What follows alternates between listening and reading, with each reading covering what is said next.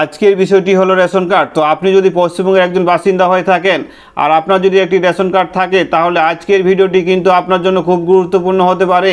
কারণ এবার ration card নিয়ে বিরাট সিদ্ধান্ত নিল রাজ্য সরকার। এই আগস্ট মাস থেকেই কোটি কোটি মানুষের রেশন কার্ড বাতিল, বিনামূল্যে আর পাবেন না তারা রেশন।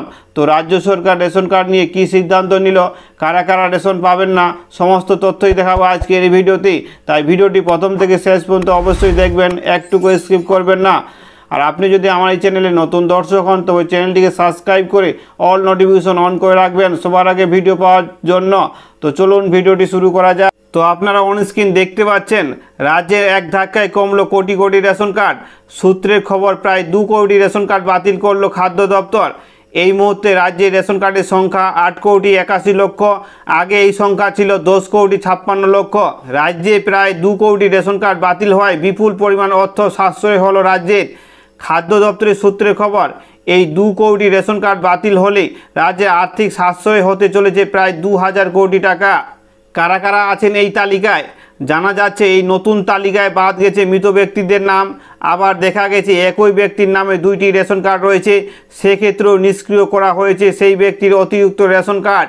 এইদিকে রেশন ব্যবস্থাকে দুর্নীতিমুক্ত করতে তৎপর রাজ্য সরকার।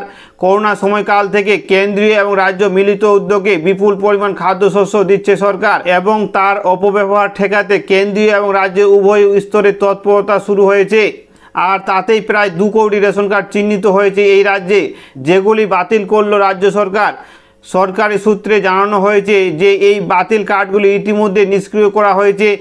এমনটাই আজ বিধানসভায় জানান রাজ্যের খাদ্যমন্ত্রী রথীন ঘোষ। বলেন, এই 2 কোটি বাতিল রেশন কার্ডের মালিকরা আর পাবেন না রেশন, এর সুফল পাবেন রাজ্য সরকার। এই রেশন কার্ডগুলি বাতিলের দরুন রাজ্যের কোষাগারে অনেকটাই সাশ্রয় হবে মনে করা হচ্ছে। এই ভুয়ো রেশন কার্ড নিয়ে অনেক দিন ধরে খাদ্য দপ্তরে অভিযোগ আসছিল।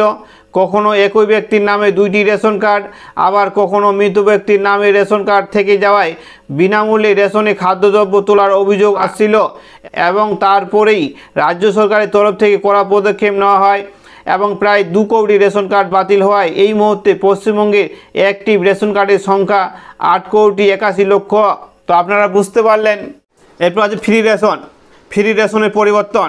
ইতিমধ্যে যে সমস্ত পরিবার বিনামূল্যে রেশন পেতেন তাদের প্রত্যেককে আধার কার্ডের সঙ্গে রেশন কার্ড লিঙ্ক করার নির্দেশ দেওয়া হয়েছে।